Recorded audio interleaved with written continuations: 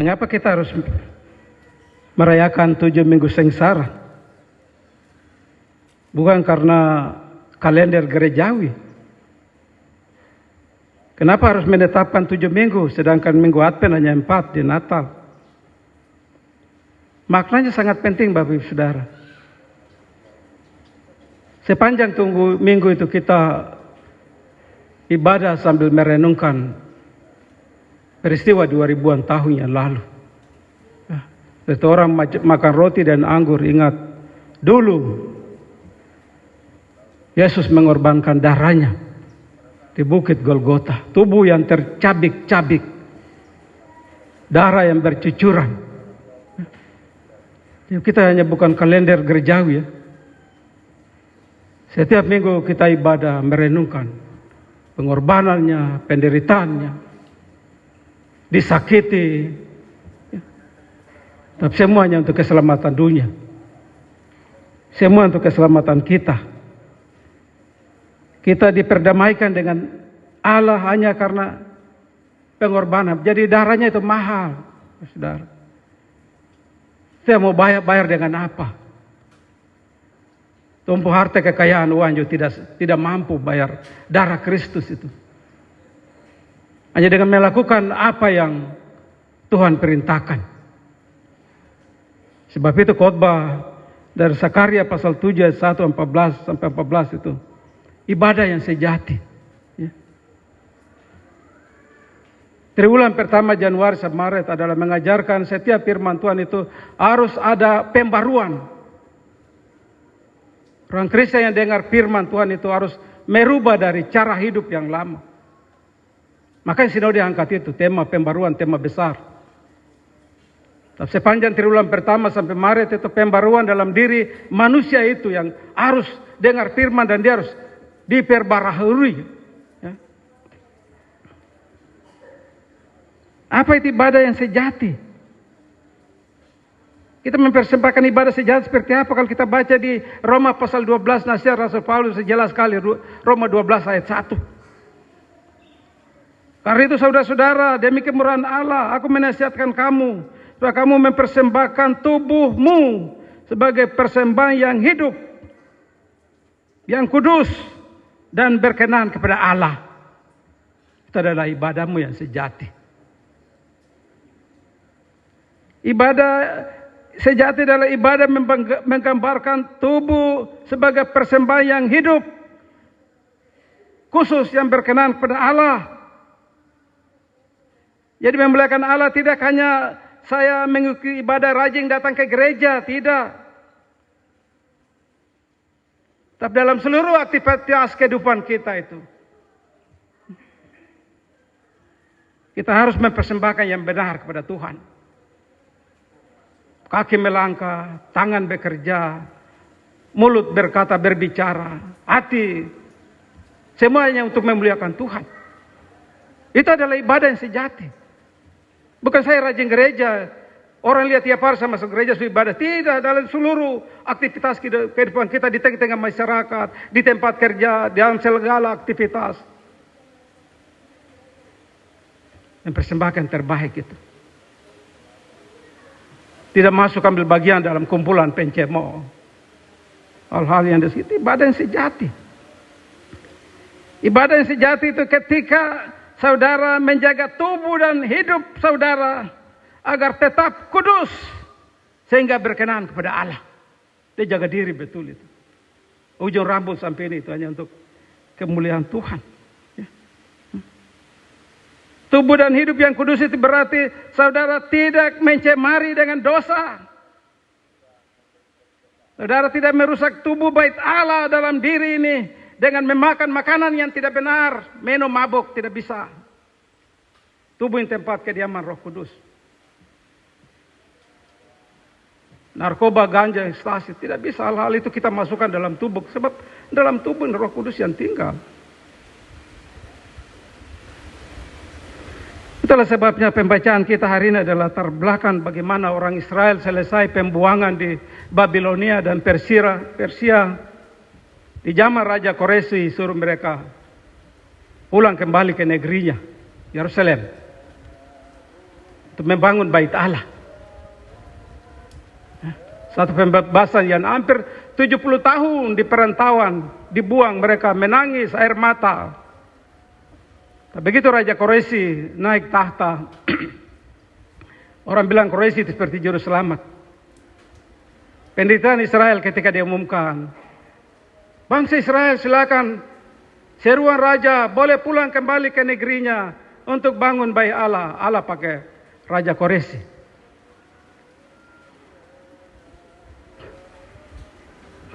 Di tahun 538 mereka pulang dan dengan tujuan adalah untuk membangun bait Allah. Maka mereka pulang sampai di Yerusalem, mereka mulai mengerjakan pekerjaan pembangunan bait Allah. Hanya berlangsung 2 tahun saja.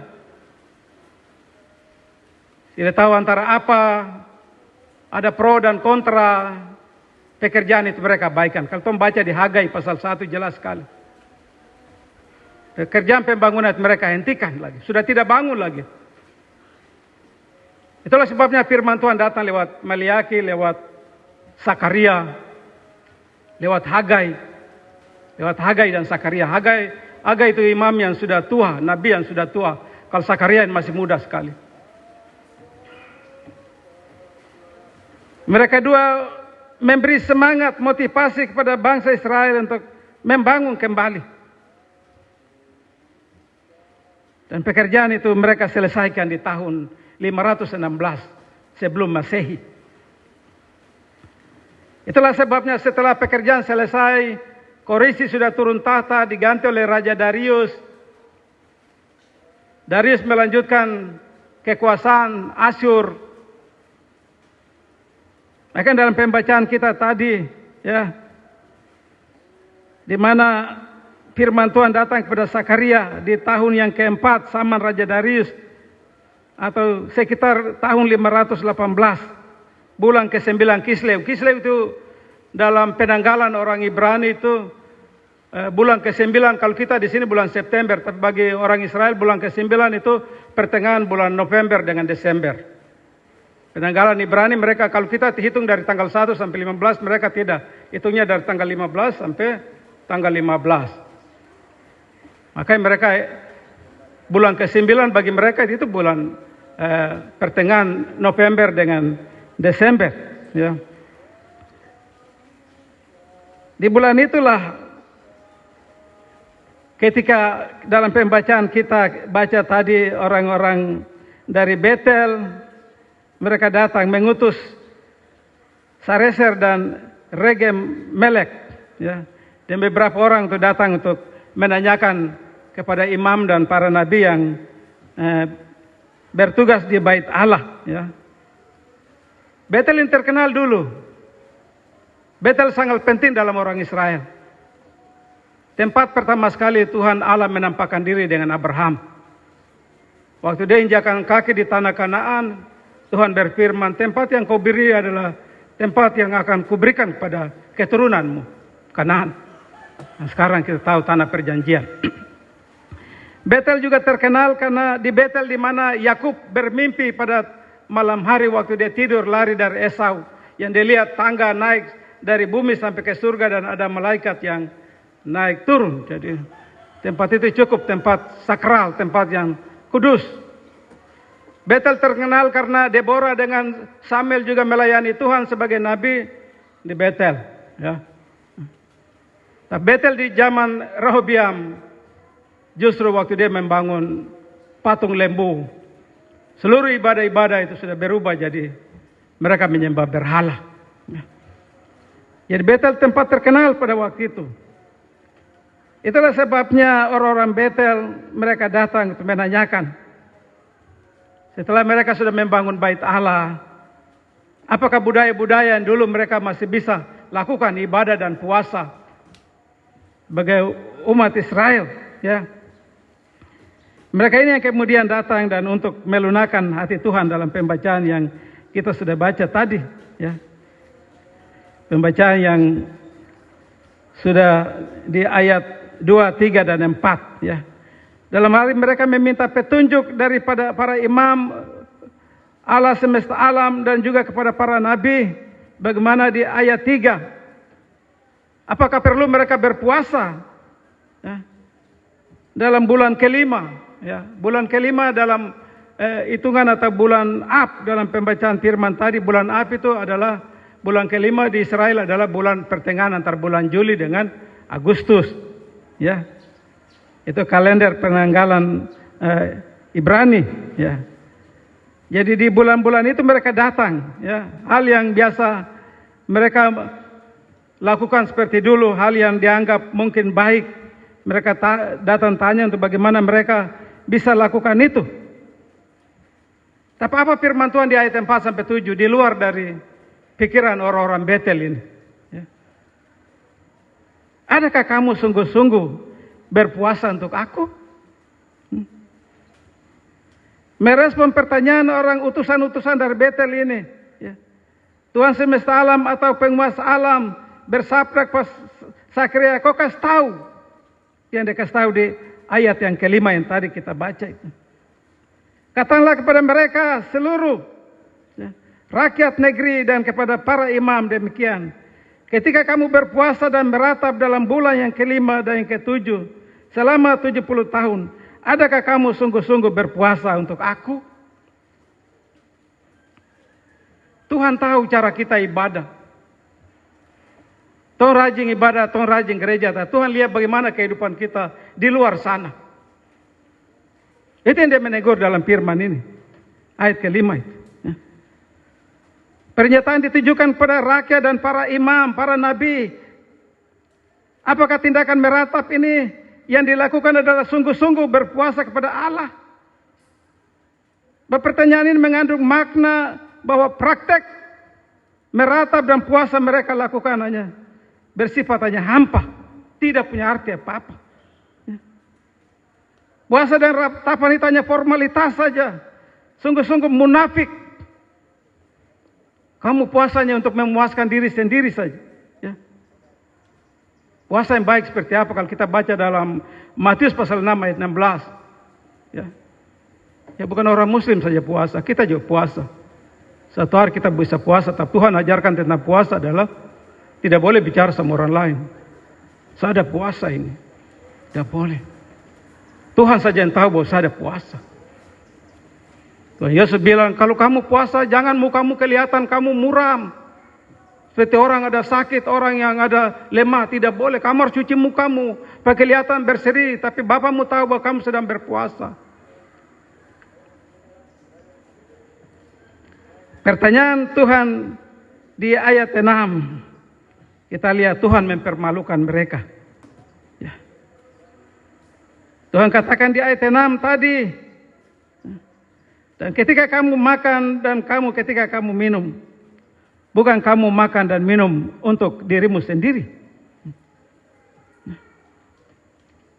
Lalu dikatakan di ayat yang ke-7. Bukankah ini firman yang telah disampaikan Tuhan dengan perantaraan para nabi dahulu ketika Yerusalem dengan kota-kota. Artinya cara-cara dulu yang kamu lakukan itu.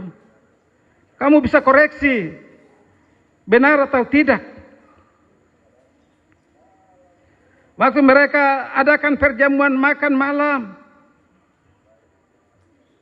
Tuhan menjawab bahwa kamu makan tapi kamu egoistis. Kamu makan untuk dirimu sendiri sementara orang lain ada lapar. Ibadah kamu itu ibadah yang munafik, ibadah yang tidak betul.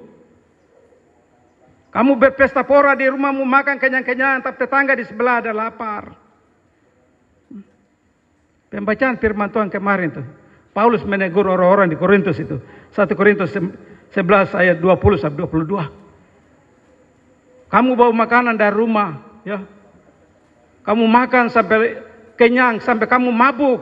Orang lain sementara lapar. Orang miskin, janda, duda, yang tidak punya apa-apa datang ke tempat kamu bikin makan minum itu. Mereka duduk lapar, kamu makan kenyang-kenyang. Mabuk dalam arti bukan mabuk minum miras, tidak mabuk dalam kita makan sendiri sampai perut mau pecah sementara orang lain ada lapar. Orang-orang Korintus dulu yang Paulus ajarkan kalau ada dalam pertemuan makan bersama. Semua makanan yang tomba dari rumah itu taruh di satu tempat, dan biar orang-orang miskin yang datang tidak bawa makanan apa, dia juga menikmati makanan itu. Kadang-kadang kalau kita ada makan di gereja, apa yang kumpul sendiri di mobil sendiri, semua datang makan, tidak mau kumpul jadi satu sebagai jemaat. Itu yang ditegur. Itu kebiasaan kita tuh. Kalau tom pergi ke pantai, hanya taruh kangkung saja di meja umum, tapi daging-daging babi simpan di mobil, nanti tiba baru datang makan-makan di mobil. Itu kebiasaan, betul tuh, jaket tahu. Betul tuh. Iya tuh, makanan bagus simpan di mobil. Pura-pura timbal sayur ikan banat ke dalam, baru isi daging sapi, babi, apa semua baru duduk makan. Paulus protes yang begitu. Kamu makan sementara orang miskin duduk lihat-lihat saja. Harusnya kamu taruh don juga makan. Dan cara hidup orang Israel seperti begitu, itu yang Tuhan tegur. Kamu bilang kamu datang mau berpuasa itu melanjutkan, apakah selama dulu kamu lakukan benar atau tidak? Di mata Tuhan kamu yang mengkosong, munafik, abu nawas. Bicara cara hidup yang tidak benar, ibadah yang tidak menyenangkan hati Tuhan. Di ayat 9 sampai 14, Tuhan mau apa yang harus mereka lakukan. Kita baca di ayat 9 dan 10. Harus ini yang kamu lakukan. Laksanakanlah hukum yang benar. Artinya Allah mengkritik sebab walaupun mereka berpuasa, meratap, menangis, tapi dalam praktek hidup mereka itu penuh dengan dusta.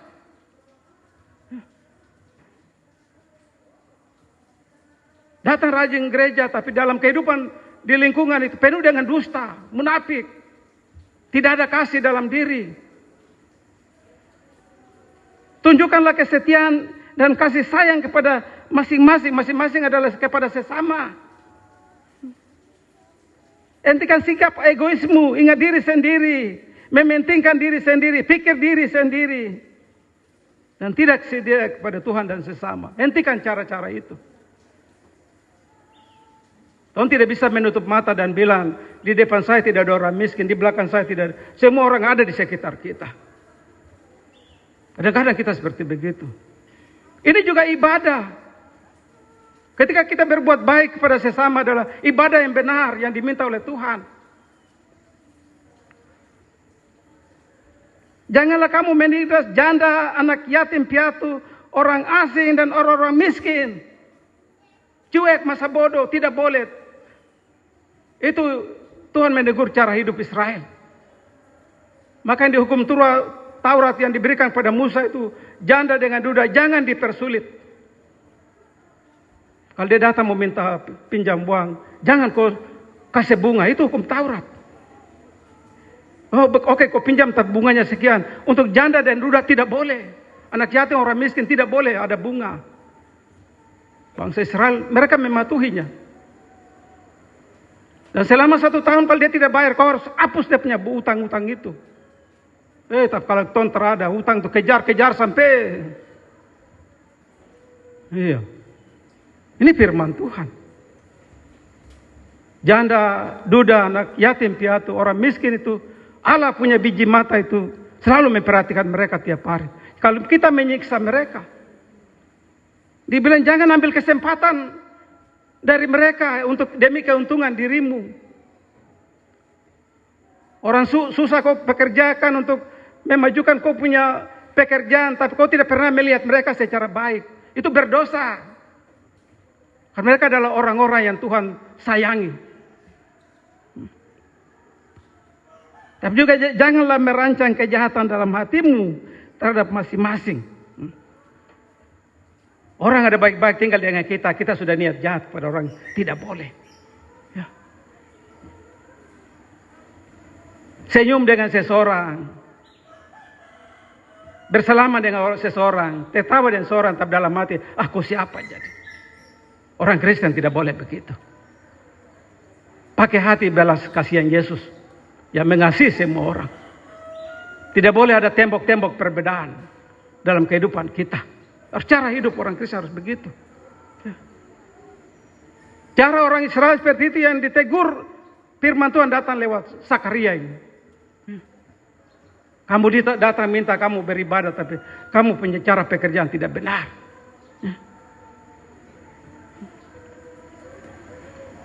Orang yang tinggal dengan kita sama-sama, kita sudah rencanakan yang jahat. Bahkan mungkin mencelakakan dia. Kasus Sambo, semua orang nonton di televisi itu. Ajudannya yang bekerja setengah mati, melayani dia, melayani istri, melayani di rumah, tapi sudah niat jahat, bahkan membunuh. Kadang-kadang kita seperti begitu. Ya. Itulah sebabnya lewat firman Tuhan Zakaria ini menegur kepada umat Israel yang cara hidup mereka yang tidak layak. Dan apa yang Tuhan inginkan itu tidak dituruti oleh bangsa itu. Mereka tidak mau laksanakan firman Tuhan di ayat 11 sampai 13.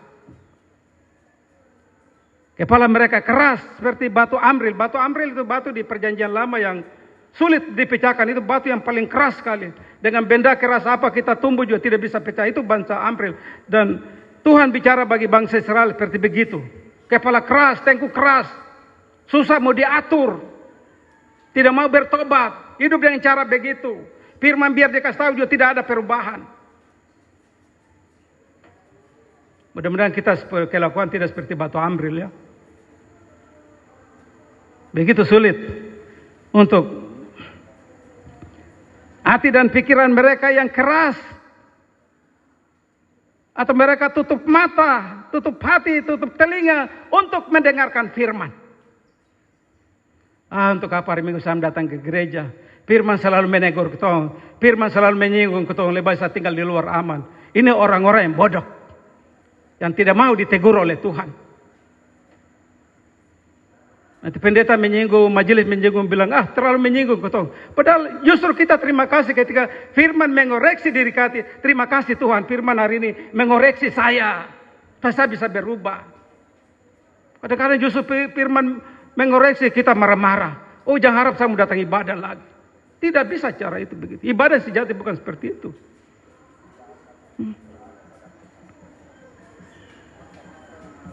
Akibat tidak menghiraukan dan tidak mau mendengar firman Tuhan. Datang murka Tuhan. Sakit, penyakit, cobaan. Teguran Tuhan itu.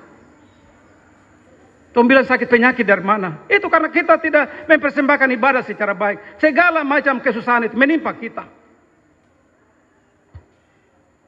Jadi mereka tidak mendengar pada waktu dipanggil. Demikian aku tidak mendengar waktu mereka memanggil saya. Ini penting. Tuhan mengutus kita memanggil kita sebagai orang Kristen. Ada dalam persekutuan. Bersekutu, bersaksi dan melayani. Apalagi sebagai hamba Tuhan. Dipanggil untuk pekerjaan ini. Tapi kalau kita tidak melaksanakan pekerjaan dengan baik. Ayat ini dia bilang. Waktu kau panggil saya tidak akan dengar kau. Maka jangan kita salahkan. Saya sudah berdoa Tuhan kau tidak dengar doa saya. Ini ayat ini. Saya panggil kamu datang. Saya memanggil kamu datang. Tapi kamu tidak melaksanakan jadi. Pada saat kamu panggil pun, saya tidak mendengarkan kamu. Dan negeri yang itu akan menjadi tempat yang sunyi. Kalau kita tidak mendengarkan suara Tuhan, maka bisa satu keluarga juga habis. Tinggal sunyi saja, tinggal puing-puing rumah saja. Dan tidak mau mendengarkan Tuhan. Tidak mau mempersembahkan ibadah yang baik dalam hidup kita. Tuhan juga tidak mau mendengarkan mereka. Artinya saat mereka mengalami kesukaran, Tuhan juga malas tahu dengan mereka. Akibatnya Tuhan mengizinkan mereka untuk mengalami penghukuman.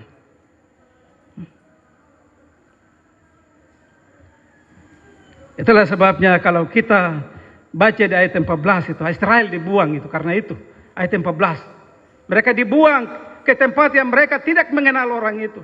Dibuang ke Asyur, dibuang ke Babilonia karena pelanggaran-pelanggaran mereka itu.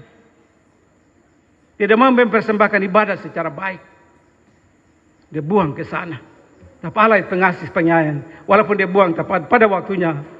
Waktu mereka bertobat, mereka menyesali. Diambil pulang kembali. Kasih sayang Allah. Walaupun dosamu seperti merah seperti kirmisi. Kasih Allah itu akan menjadi putih seperti salju.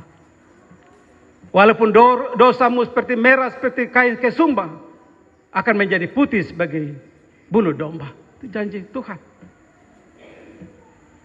Sebab itu kita harus ada perubahan. Firman mengajar kita harus ada perubahan dalam diri dan kehidupan kita.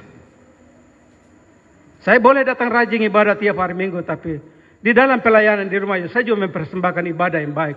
Lewat tangan bekerja, kaki melangkah, dalam seluruh aktivitas. Harus sama-sama. Tidak di luar saya jalan kacau, yang penting saya pikiran, yang penting saya hari Minggu masuk gereja, jadi pasti Tuhan mengampuni. Tidak. Dalam segala aspek, harus mempersembahkan hidup yang benar di hadapan Tuhan. Itulah sebabnya Bapak Ibu, penerapan dari firman ini di minggu sengsara yang pertama adalah dalam pergumulan dan tantangan yang kita hadapi, kita tidak boleh lepas dari Tuhan, Bapak Saudara. Tidak boleh. Tengah-tengah situasi ancaman gempa bumi, jangan lepas satu hari pun dengan Tuhan. Persekutuan doa itu tidak boleh lepas. Supaya Tuhan membentengi, memagari kita siang malam. Boleh tempat runtuh di mana, tapi kalau kita menyerahkan diri kepada Tuhan, kita akan berdiri. Kita akan duduk aman. Karena Dia jaga, Dia lindungi kita. Jangan 1 jam, 1 menit, 1 hari lupa berdoa. Berdoa. Tengah-tengah situasi yang ada. Ya. Kita tidak boleh mengandalkan kekuatan dan kehebatan kita semata. Kita juga tidak boleh melakukan segala sesuatu kelihatan orang baik, orang saleh, orang takut akan Tuhan, tapi prakteknya sangat jauh dari Tuhan. Ada orang rajin beribadah, berpuasa, tapi tidak berdampak dalam kehidupan sosial masyarakat. Malah kadang-kadang menjadi orang munafik, menjadi orang abu nawas. Sebab itu peganglah 4 hal ini untuk bawa pulang dan melakukan di minggu sengsara yang pertama. Apapun yang kita hadapi, seberapa besar pergumulan kita datang minta petunjuk kepada Tuhan. Kalau rumah tangga kita atau pribadi kita ada dalam pergumulan, perbiasakan datang kepada Tuhan. Curahkan isi hati. Lewat ada pendeta, ada Bapak Ibu Pendatua Syamaas. Bukan karena zaman media semua apa gampang jadi, saya cari pendeta yang jauh di Jakarta supaya saya bisa konseling dengan dia. Itu mengkosong, munafik. Mungkin kalau dia datang pendeta nanti, nanti saya punya kebiasaan buruk lagi, nanti pendeta don't tahu, majelis don't tahu, lebih baik saya bicara jarak jauh supaya dia tidak tahu saya kehidupan. Banyak orang Kristen seperti begitu. Datang pada hamba Tuhan, doa ada. Majelis saya ada punya pergumulan begini, bagaimana jarang keluar. Mereka Tuhan pakai mereka akan menjelaskan. Itu. Dalam kondisi apapun, carilah Tuhan. Datang kepada Tuhan, datang kepada hamba Tuhan. Sampaikan segala keluhanmu. Tuhan akan memberikan jalan keluar lewat mereka seperti dia beri jalan keluar lewat Sakaria. Itu yang pertama. Yang kedua adalah kadang ada yang formalitas dalam ibadah, yang penting ibadah supaya orang bilang saya rajin, orang bilang saya ini puasa. Ya kita puasa karena kata orang meniru mengikuti orang lain atau firman Tuhan memang tulis begitu. Maka kita tidak pernah mengalami perubahan. Perubahan itu harus terjadi dalam diri sendiri. Saya sudah jalani hidup dengan benar atau tidak. Saya sudah mempersembahkan hidup saya, tubuh saya sebagai ibadah yang sejati atau tidak. Harus koreksi. Minta Roh Kudus, tuntun. Roh Kudus memberi kita jalan keluar. Tapi syarat yang pertama adalah membangun sebuah relasi dengan Kristus dulu baru. Roh Kudus itu dia tinggal bertata saja. Kalau kita tidak membangun sebuah hubungan dengan relasi dengan Tuhan Yesus, maka Roh Kudus juga jauh.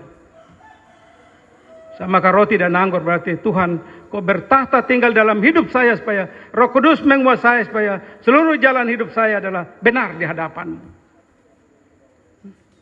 Harus seperti begitu. Kadang-kadang kita tidak mengalami hal itu, menyadari. Makanya tidak ada perubahan dalam diri kita. Perilaku kita harus yang benar di hadapan Tuhan. Hal yang ketiga, ibadah dan puasa yang baik itu bukan sekedar sebuah teori belaka, tapi ketika kita mampu untuk hidup dengan baik, mendorong, membantu orang lain, berkata jujur, sopan dan saling menghargai, serta menghormati. Kita bicara bertindak benar, tidak kong kali kong, tidak malah baku tipu, tidak juga menindas dan tidak juga menekan orang lain. Kita tidak boleh memaafkan orang lain demi kepentingan kita sendiri. Ya. Saya memaafkan juga untuk hubungan kita baik, bukan untuk diri saya, kekuasaan saya. Tidak. Itu yang firman Tuhan mengajarkan kita pada saat ini, di minggu sengsara yang pertama. Dan bagian terakhir adalah kita selalu siap dikoreksi. Ini yang Tuhan tidak mau dikoreksi. Ada orang lain menegur kita, kita malah marah. Kita malah benci. Kita harus dikoreksi kalau kita memang benar ada dalam jalan yang salah. Tuhan, kita harus dikoreksi supaya teguran dan didikan Tuhan itu bisa mengalami pertobatan dan sebuah pembaharuan hidup. Apalagi waktu dengar firman Tuhan. Tapi kenyataannya banyak orang Kristen yang tidak setia taat perintah Tuhan. Banyak orang Kristen tidak rajin ibadah, suka maki orang, suka fitnah orang, suka korupsi, perzinaan, melakukan berbagai tindakan kejahatan lainnya yang merugikan orang lain. Hal-hal ini yang membuat Tuhan itu murka. Tuhan mendatangkan hukuman bagi kita. Bapak itu mari Bapak Saudara, di minggu sengsara lewat firman Tuhan ini, kita mempersembahkan ibadah yang sejati kepada Tuhan. Bukan hanya ibadah di gereja, ibadah di KSP rajin, bukan ibadah di unsur rajin, tapi mempersembahkan hidup kita di tengah-tengah kota Jayapura dengan segala kemajemukan itu. Benar-benar hidup kita adalah hidup untuk kemuliaan Tuhan, seperti Ayub. Hidup yang saleh, hidup yang jujur, hidup yang takut akan Tuhan, dan hidup yang keempat menjauhi segala kejahatan. Dengan demikian seluruh kehidupan kita di tengah-tengah, di mana saja kita tinggal, di rumah, di lingkungan, di tempat kerja adalah hidup yang mempersembahkan Tuhan. Yang terbaik bagi Tuhan adalah ibadah yang sempurna, ibadah yang tak bercacat, ibadah yang menyenangkan hati Tuhan. Tuhan memberkati Bapak Ibu jemaat Tuhan dengan firman-Nya, dan dengan firman ini menolong kita untuk memasuki minggu sengsara yang pertama, yaitu mempersembahkan ibadah yang sejati pada Tuhan. Amin.